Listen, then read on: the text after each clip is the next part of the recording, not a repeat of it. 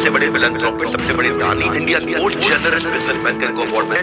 ये एक्सीडेंटल लेकिन exceptional entrepreneur थे। क्योंकि पिता के देहांत पे इनको पढ़ाई छोड़ करके अचानक आना पड़ा। मोहम्मद हशीम प्रेम जी, जो इनके पिता बर्मा में राइस ट्रेडिंग के बड़े व्यापारी थे, राजा कहलाए जाते थे बर्मा के। और बर्मा से छोड़ के उनको इंडिया इसलिए आना पड़ा क्योंकि ब्रिटिशर से कुछ रेगुलेशन की वजह से वो राइस की ट्रेडिंग बर्मा से नहीं कर पा रहे थे। स्टैनफोर्ड से इंजीनियरिंग 21 साल की उम्र में कर रहे थे। खबर मिली पिता का देहांत हो गया।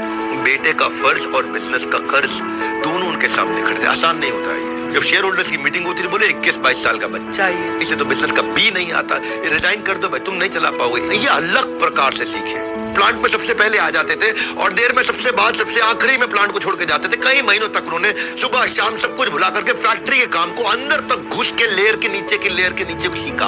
अब उनके लर्निंग कर्व बिल्ड होना शुरू हो गया। साल, 1.5 साल, 2 साल, 3 साल में इतना लर्निंग कर्व दिया कि कई स्टेप्स लिए इंप्रूवमेंट साइकिल को। आपको भी स्टेप बाय स्टेप चलना है। आपके भी अब पहली बार में सफलता नहीं मिलती है। पहला प्रोडक्ट फाइनल प्रोडक्ट नहीं होता है। आपको भी कुछ मिस नहीं करना है।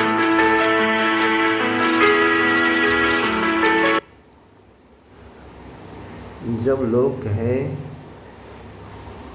कि नहीं कर पाओगे, तो उसमें ये है कि आपने लोगों को बताया है कि मुझे ये करना है, तो लोगों को बताना नहीं चाहिए था। गलती कर दिया आपने। तो जो आपको करना है उसको बनाना है, जो चीज़ें हैं उसको बनाना है। उसके साथ में जो कर रहा है, जो लोग कर रहे हैं, उनके साथ में आप थोड़ा जाओ, साथ में करो। आप वो चीज़ें करोगे, सीख लोगे, बन जाओगे और वो बिज़नेस अपना सफल हो जाओगे, कर लोगे। जब आप उसके साथ रहोगे, जो कर रहे हैं उसके साथ में करोगे तो हो जाएगा।